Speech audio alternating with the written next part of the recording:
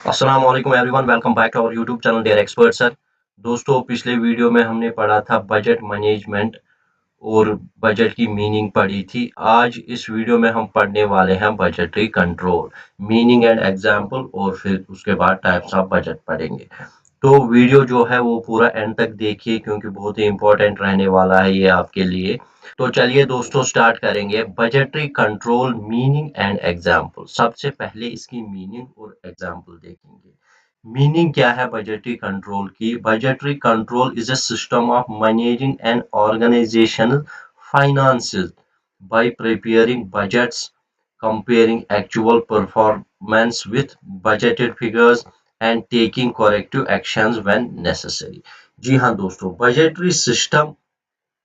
Budgetary control एक system of management होता है। जी हाँ दोस्तों, यानी ऑर्गेनाइजेशंस की जो फाइनेंसेस यानी मनी जो है वो कहाँ पे यूज होगी? सबसे पहले यूज होगी वो प्रिपेयरिंग बजट्स में, ठीक है।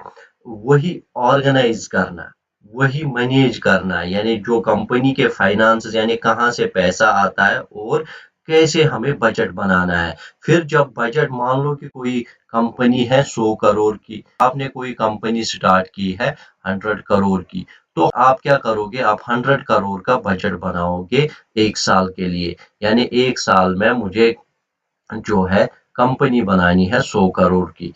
तो 100 करोड़ की जब बनाओगे, मान लो कि उसमें आपको जो है वो 90 करोड़ ही लगे या 110 करोड़ लगे। जो भी यहाँ पे कमी होगी, जो भी यहाँ पे बजट से कम लगेगा आपको या बजट से ज्यादा लगेगा, उसको यहाँ पे कंपेयर करना है। जी हाँ दोस्तों, किससे? बजटेड वंस से। यानी comparing actual performance with budgeted figure. जो एक्चुअल परफॉर्मेंस, जितना पैसा लगा एक्चुअल में, उसको उसके साथ कंपेयर करना है जो आपने बजट रखा था। इसी से क्या होगा? इसी से आप बजट पे कंट्रोल कर पाओगे, क्योंकि उसके बाद जो है करेक्टिव एक्शंस आपको वहां पे लेनी है अगर जरूरी होगा। क्योंकि आपने 100 करोड़ का बजट रखा है, अगर 100 करोड़ लग गया बराबर, तो फिर करेक्टिव एक्शन लेने की जरूरत नहीं है, क्योंकि आपको, आपने जो प्रिडिक्ट किया था बजट मुझे इतना लगेगा, वो बिल्कुल सही निकला। अगर कम या ज्यादा लग गया, उसी के हिसाब से आप फिर एक्शन लोगे। यानी in simple terms is the process of planning income and expenditure in advance through budgets, then controlling operations to ensure that actual results align with those plans. Simple terms में हम बता सकते हैं बजटरी कंट्रोल की meaning है planning income and expenditure in advance. जी हाँ दोस्तों, मेरे पास कितना पैसा है और कितना खर्च होगा, ये आपको यहाँ पे देखना है। तभी जाके क्या होगा? तभी जाके आप कंट्रोल कर पाओगे। जो भी डे टू डे एक्टिविटीज है बिजनेस की, वो कंपेयर करोगे जो आपने प्लान किया था, जितना आपने प्लान किया था एक्चुअल में जितना बिजनेस परफॉर्म करेगा, उसको कंपेयर करने से क्या आएगा? आपको बजट पे कंट्रोल आएगा। अब यहाँ पे दोस्तों एक एग्जांपल है। एग्जाम्पल, एक मैन्युफैक्चरिंग कंपनी, मान लो कि आपके पास कोई कंपनी है, उसमें कोई प्रोडक्ट आप मैन्युफैक्चर कर रहे हो। तो बजटेड प्रोडक्शन कॉस्ट, यानी आपने जो बजट रखा है, मुझे लगेंगे 10 लाख रुपया, तो एक्चुअल में लगे आपको यहाँ पे 11,50,000। तो आप क्या करोगे? आप कंपेयर करोगे। जब आप कंपेयर करोगे, रखा तो आपने 10 लाख ही, आपको उसमें लग गए 11,50,000। तो आप क्या करोगे? आप कंपेयर जब करोगे तो वहां पे एडवर्स वेरिएंस आएगी। एडवर्स वेरिएंस मीन्स 1.5 लाख आपको ज्यादा लग गया ना, तो आप क्या करोगे? आप का जो मैनेजमेंट है या आप जो है, आप इन्वेस्टिगेट करोगे क्या वजूहात है जो कि एक्स्ट्रा मुझे पैसा लग गया। फॉर एग्जांपल, क्या क्या वजूहात हो सकती है? Rise in raw material prices, यानी मान लो कि आप वाटर बोतल्स का बनाने का काम करते हो, तो उसमें जो है प्लास्टिक का या वाटर जो है आपका रॉ मटेरियल होगा। तो आप क्या करोगे? आप उसमें देखोगे कहीं प्लास्टिक जो है उसका प्राइस राइज तो नहीं हुआ, तो उसकी वजह से हो सकता है।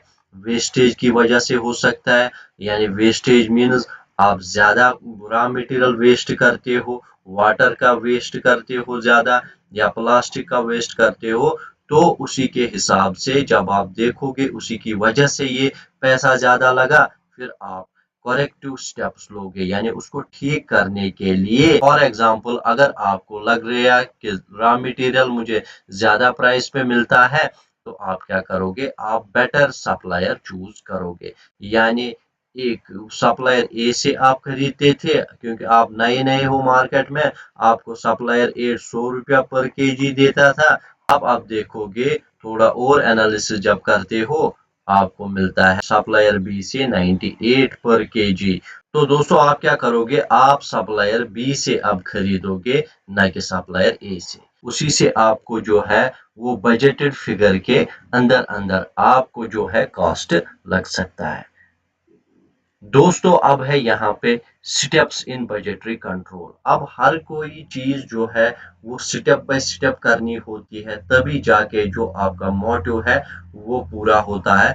तो बजटरी कंट्रोल में भी स्टेप्स होते हैं। तो पहला स्टेप है एस्टेब्लिशमेंट ऑफ ऑब्जेक्टिव्स। जी हाँ दोस्तों, ऑब्जेक्टिव्स का एस्टेब्लिशमेंट करना, यानी गोल्स का जो है वो एस्टेब्लिश करना। मतलब क्या है, define clear financial and operational goals. यानी क्लियर कि मुझे जो है पैसा कितना लगेगा, और जो भी बिजनेस की डे टू डे एक्टिविटीज है उसमें जो है वो कैसे चलाना है, उसमें कितना पैसा लगेगा, वो पहले तय करना, वो पहले एस्टेब्लिश करना।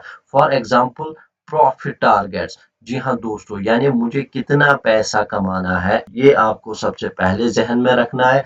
फिर cost reduction. Cost reduction means सस्ते से सस्ता कहाँ पे मुझे मिलेगा। और उसके बाद एफिशिएंसी इंप्रूवमेंट्स, यानी मेरा जो प्रोडक्ट है वो सबसे बेहतर होना चाहिए मार्केट में। ये जो है इसमें इम्प्रूवमेंट करना, यही गोल्स दिमाग में रखने हैं। तभी जाके जो है यही गोल्स जो है ये गाइड करेंगे सारी बजटिंग प्रोसेस को। उसके बाद है दोस्तों यहाँ पे प्रेपरेशन ऑफ बजट। अब जब आपने गोल को तय किया, तो उसके बाद जो है अब उसी के हिसाब से आप बजट बनाओगे। तो कि यहाँ पे प्रेपरेशन ऑफ बजट में क्या होता है, draft detailed budgets for departments. जी हाँ दोस्तों, अलग अलग डिपार्टमेंट में जो भी आपकी ऑर्गेनाइजेशन होगी उसमें अलग अलग डिपार्टमेंट होंगे। फॉर एग्जांपल, सेल्स डिपार्टमेंट होता है, प्रोडक्शन डिपार्टमेंट होता है, मार्केटिंग मैनेजमेंट होता है। ये सारे जो डिपार्टमेंट है उनके लिए आप देखोगे कहाँ पे मुझे कितना खर्चा होगा, या प्रोजेक्ट्स जो होंगे आपके उसमें देखोगे आप कितना खर्चा होगा। और the organisation as a whole, यानी सारी ऑर्गेनाइजेशन में, पूरी जितनी भी बड़ी ऑर्गेनाइजेशन होगी, कंपनी होगी, उसमें आप देखोगे कहाँ पे मुझे किस डिपार्टमेंट में कितना पैसा लगेगा। फिर क्या है, फिर उसी के हिसाब से आप रेवेन्यू तय करोगे। रेवेन्यू मीन्स अगर मुझे पैसा लगेगा तो कितना आएगा वहां से, कॉस्ट्स यानी कितना पैसा लगेगा, और रिसोर्स एलोकेशन यानी कहाँ पे मुझे कहाँ से क्या लाना है और कितना पैसा लगेगा, वो आप खुद देखोगे। उसके बाद है दोस्तों यहाँ पे कम्युनिकेशन ऑफ बजट। अब जब आपने बजट बनाया, डिटेल्ड एस्टिमेट बनाया, ड्राफ्ट फ्रेम किया, अब क्या करोगे, आप कम्युनिकेट करोगे, यानी उनसे आप मशवरा लोगे जो कि आपके रिलेवेंट मैनेजर्स हैं, यानी सेल्स मैनेजर से, प्रोडक्शन मैनेजर से, मार्केटिंग मैनेजर से, और जो भी आपका स्टाफ होगा, सैलरी स्टाफ जो भी आपने वहां पे रखा होगा ऑर्गेनाइजेशन में,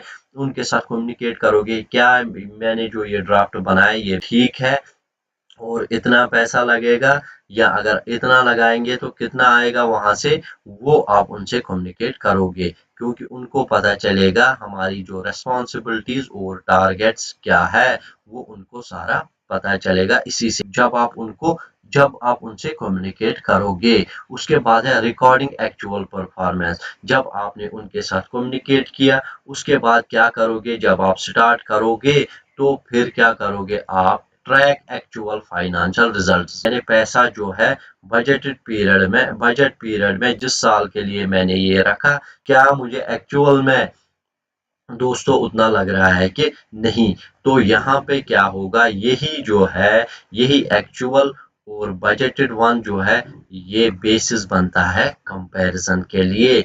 तो उसके बाद जब आप कंपैरिजन करोगे, comparison means actual versus budget, जो आपको एक्चुअल में लगा प्लस जो आपने बजट में रखा था, यानी उनको कंपेयर करना यहाँ पे, यानी measure actual performance against budgeted figure to identify gap और डिविएशन। ये किस लिए आप कंपेयर करोगे, ताकि आपको पता चले कि ये कंपैरिजन है या ये गैप जो है, मान लो कि 100 करोड़ लगना था, आपको लग गया 90 करोड़ ही, या आपको लग गया 110 करोड़। ये जो 10 करोड़ का गैप आ रहा है कम या ज्यादा, ये क्यों आ रहा है, कहाँ पे आ रहा है, जब आप ट्रैक करोगे, जब आप कंपेयर करोगे, ये आपको उसी से पता चलेगा। उसके बाद करोगे आप वेरिएंस एनालिसिस। अब आपको पूरा देखना है कहीं पे मुझे गलती तो नहीं हुई, ये क्यों आ रहा है इतना डिफरेंस, तो इन्वेस्टिगेट करना difference between planned and actual result. जो आपने प्लान किया था यानी बजट रखा था, उसके बावजूद जो है यानी इसमें डिफरेंस आ रही है, तो एक्चुअल रिजल्ट से एनालिसिस करना। For example higher costs may be due to inefficiency. जी हाँ दोस्तों, हायर कॉस्ट मीन्स ज्यादा कीमत लग रहा है कहीं पे, जहां पे 10 रुपया लगना था वहां पे लग रहा है आपको 12 रुपया। तो ये क्यों लग रहा है, ये due to inefficiency. Due to inefficiency means आपने एम्प्लॉइज रखे हैं 10, जबकि 8 ही लगने वाले, तो 8 के बजाय जब आप 10 लगाओगे तो दो एम्प्लॉइज की सैलरी आपको एक्स्ट्रा देनी पड़ती है, तो उसकी वजह से यहाँ पे जो है हायर कॉस्ट हो सकता है। या प्राइस चेंजेस मीन्स पिछले साल किसी चीज का भाव होगा 100 रुपये पर केजी, तो आपने जो है यानी आपकी जो भी कंपनी है उसका रॉ मटेरियल जो है अब इस साल जो है ज्यादा हुआ, यानी 110 110 rupees.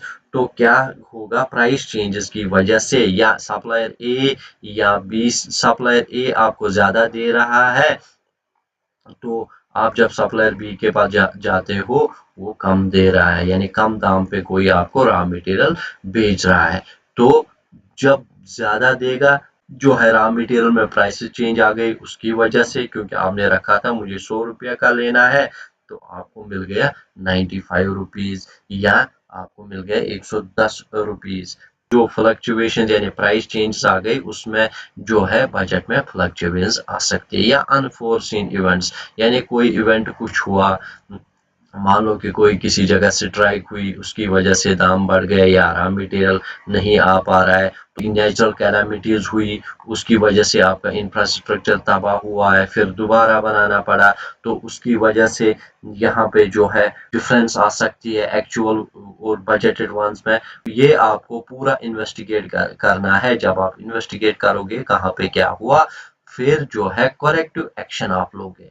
Corrective action means implement measures to address unfavorable variances। जी हाँ दोस्तों, unfavorable variances आप देखोगे यानी मेजर करोगे कि कहाँ पे क्या हुआ है। फॉर एग्जाम्पल कास्ट कटिंग, यानी फिर आपको कहीं पे ज्यादा पड़ रहा है प्रोडक्ट, मान लो कि 5 रुपए में तैयार होती है, तो आप देखोगे ये 4.5 में ही होनी चाहिए या 4 में ही होनी चाहिए, तो आप कास्ट कट करने की कोशिश करोगे। उसके बाद रिवाइज फोरकास्ट करोगे, यानी जो आपने प्रोडिक्शन लगाई थी उसको रिवीजन लगाओगे। उसके बाद जो है एफिशिएंसी जो है वो इम्प्रूव करोगे, यानी एफिशिएंसी मीन्स यानी जो आपको लेबर या मैनेजर जो है काम कम कर रहा होगा कहीं पे, उससे जो है वो ज्यादा से ज्यादा आउटपुट प्रोड्यूस कराने की कोशिश करोगे। उससे क्या होगा, उससे जो ऑब्जेक्टिव्स अचीव हो सकते हैं।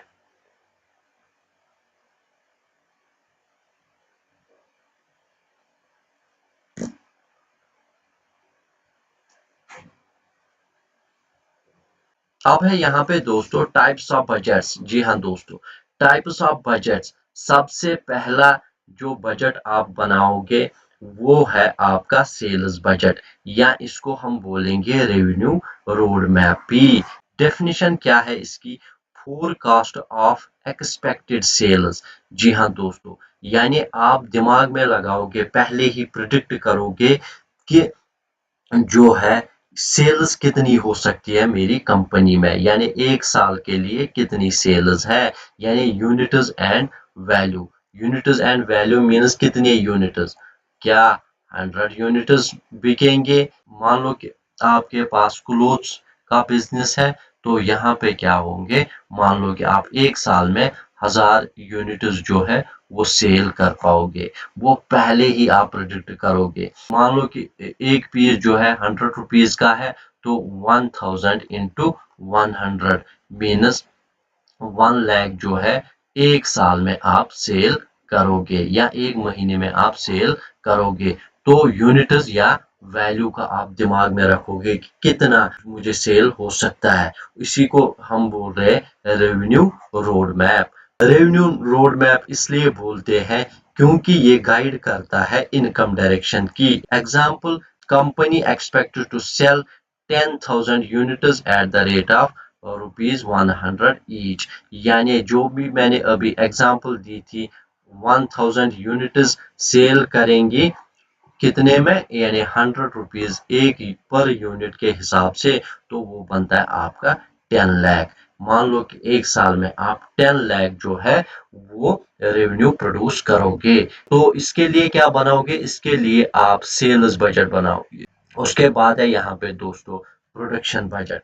जी हाँ दोस्तों, सेल्स बजट सेल्स से रिलेटेड है, प्रोडक्शन बजट फैक्ट्री फोरकास्ट से रिलेटेड है। फैक्ट्री फोरकास्ट मीन्स प्रोडक्शन जहाँ पे भी होती है उस प्रोडक्ट को बनाने में, या कितने प्रोडक्ट बनाएंगे या कितना हमें एक साल के लिए लगेगा, उसको हम यहाँ पे फैक्ट्री फोरकास्ट बोलते हैं। प्रोडक्शन बजट में क्या होता है, estimate of units to be produced to meet sales demand and inventory policy. जी हाँ दोस्तों, यानी आपको देखना है, एग्जाम्पल यहाँ पे है, सेल्स डिमांड कितनी है, हमें 10,000 यूनिट्स। क्लोजिंग स्टॉक मीन्स जो भी हमारे पास ईयर एंड पे ऑलरेडी पड़ा हुआ है स्टॉक, वो है 2000 यूनिट्स। तो ओपनिंग स्टॉक, मान लो कि स्टार्टिंग में जो आपका माल पड़ा है वो है आपका 1000। डिमांड कितनी है, सेलर डिमांड 10,000 की, प्लस ओपनिंग स्टॉक जो आपने बनाया नए साल में वो है आपका 1000। तो इसका मतलब आपको कितने प्रोड्यूस करने हैं, आपको कितने यूनिट्स प्रोड्यूस करने हैं, 11,000 यूनिट्स। तो ये आपको दिमाग में रखना है कि मुझे कितना बनाना है, इसीलिए बोलते हैं इसको प्रोडक्शन बजट। उसके बाद है यहाँ पे दोस्तों कैश बजट। कैश बजट का दूसरा नाम क्या है, लिक्विडिटी लाइफलाइन भी। ये आपको याद रखना है, लिक्विडिटी लाइफलाइन यानी production of cash inflows and outflows. ये कैश बजट किस लिए बनता है, प्रोजेक्शन यानी या प्रिडिक्शन किस चीज की करता है, कैश मुझे एक साल में कितना आएगा और कितना जा सकता है। जब आप ये प्रोडिक्ट कर पाओगे, उससे क्या होगा, उससे आपको पता चलेगा कि मेरे बिजनेस में कितनी लिक्विडिटी हो सकती है, यानी कितना कैश इनफ्लो आउटफ्लो हो सकता है एक साल में। एग्जाम्पल क्या है यहाँ पे, कैश इनफ्लो मान लो कि 5 लाख है और आउटफ्लो यानी कैश का आना यहाँ पे आपकी कंपनी में है 5 लाख, और कैश कितना जा सकता है 4,50,000। तो सरप्लस यानी आपके पास कैश कितना बच सकता है जब आप बजट बनाओगे 50,000 का। तो ये इसके लिए आप कैश बजट अलग से बनाओगे, कैश का लेन देन जहां पे कैश का आना जाना जहां पे भी होगा। उसके बाद है यहाँ पे दोस्तों फ्लेक्सिबल बजट। फ्लेक्सिबल बजट एक और बजट है, इसको बोलते हैं इलास्टिक एस्टिमेट भी। इलास्टिक एस्टिमेट याद आपको रखना है, budget that adjusts with activity levels. ये फ्लेक्सिबल होता है, यानी ये रिजिड नहीं होता है बल्कि फ्लेक्सिबल, क्योंकि ये बजट जो है ये एडजस्ट करता है किसके साथ, एक्टिविटी लेवल्स यानी वेरिएबल कॉस्ट चेंज, जो भी आपके बिजनेस में अचानक से चेंज आएगी उसको यहाँ पे एडजस्ट करने का काम करता है। फॉर एग्जांपल, प्रोडक्शन अगर इंक्रीज हुई, मान लो कि आपने मान लो कि आपने प्रोडिक्ट किया था यहाँ पे हमें 5,000 यूनिट्स बनाने हैं, मान लो कि डिमांड ज्यादा आ गई तो आपको बनाने पड़े 6,000 यूनिट्स। तो उससे क्या होगा, इसकी कीमत जो है वो एडजस्ट होगा अकॉर्डिंगली। मान लो कि यहाँ पे 5,000 यूनिट्स को बनाने के लिए आपको 10 लाख रुपीस लग गए, तो ये जो आपको 6,000 यूनिट्स यानी यहाँ पे बनाने पड़े तो क्या होगा, 6000 यूनिट्स में आपको ज्यादा से ज्यादा 11 लाख लगेंगे, यानी 1 लाख एक्स्ट्रा या 10,50,000 में ही आप निपटाने की कोशिश करोगे, न कि यहाँ पे 15 लाख। ये आपको याद रखना है। तो उसके बाद यहाँ पे दोस्तों capital budget.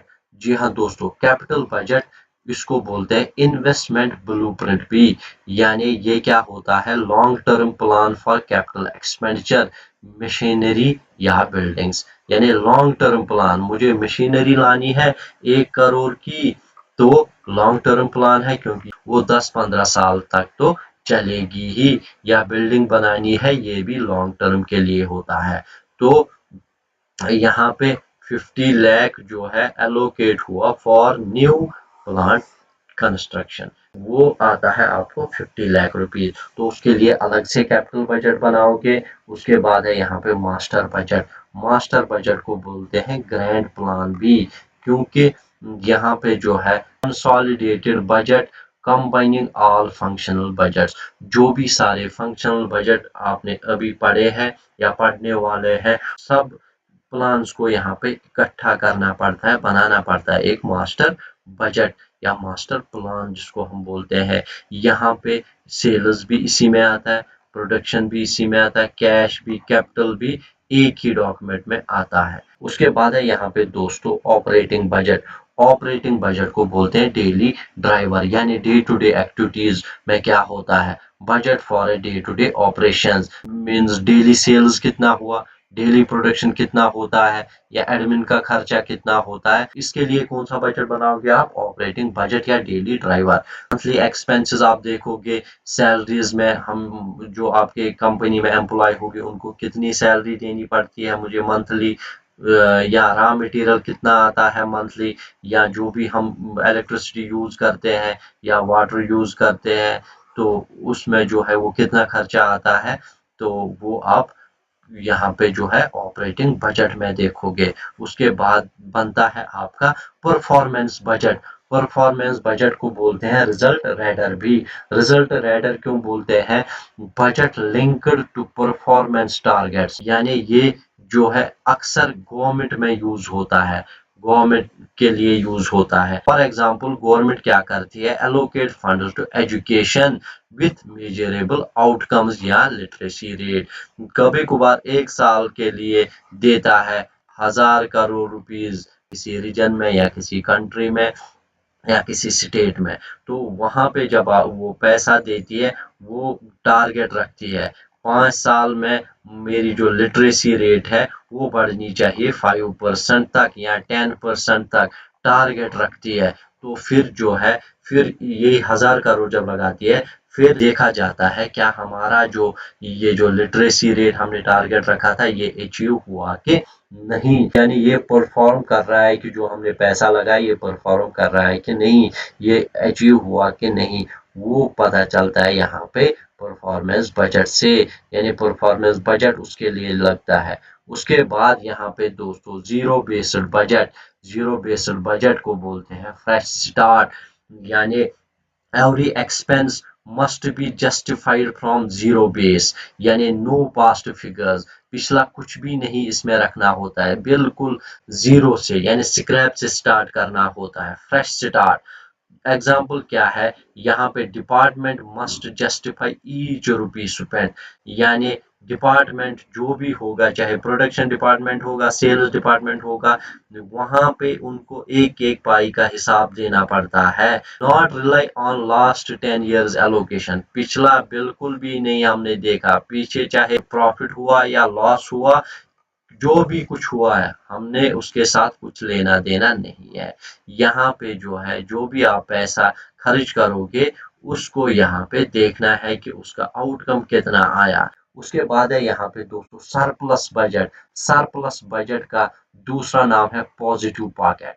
Positive pocket means estimated revenue जब ज्यादा होगी एक्सपेंडिचर से, तो उसको बोलते हैं हम सरप्लस बजट। 10,000 करोड़ रुपया जो है वो रेवेन्यू आना चाहिए, आपको जो है एक्सपेंडिचर लगेगा उसमें 9,000 करोड़, तो जब ये गवर्नमेंट एक्सपेक्ट करती है, इसका मतलब गवर्नमेंट का कितना फायदा हुआ, 1000 करोड़। तो सरप्लस में है। अब है डेफिसिट, यानी जब एस्टिमेटेड एक्सपेंडिचर ज्यादा होंगे रेवेन्यू से, इसको बोलते हैं नेगेटिव नोटबुक भी। यानी गवर्नमेंट ने एक्सपेक्ट किया था 12,000 करोड़ का एक्सपेंडिचर लगेगा, लेकिन यहाँ पे क्या हुआ, 10,000 ही रेवेन्यू आया। तो कितना हुआ, 2,000 करोड़ जो है वो नुकसान हुआ गवर्नमेंट को। यहाँ पे जो है डेफिसिट बजट उसके लिए बनेगा। उसके बाद है यहाँ पे balanced budget. Balance budget means equal equation, जो भी मैंने आपको सिखाया, यहाँ पे रेवेन्यू बराबर होना चाहिए एक्सपेंडिचर्स के। एग्जाम्पल क्या है, 10,000 करोड़ रेवेन्यू और 10,000 करोड़ जो है वो एक्सपेंडिचर आया। इसका मतलब ये जो है आपका कुछ भी प्रॉफिट यहाँ पे नहीं बनता है। इक्वेशन इक्वल हुई तो इसको बोलेंगे हम बैलेंस्ड बजट। दोस्तों आई होप ये आपको सारा कुछ बिल्कुल अच्छे तरीके से समझ में आया होगा। आज के वीडियो में बस इतना ही। Thanks for watching our video.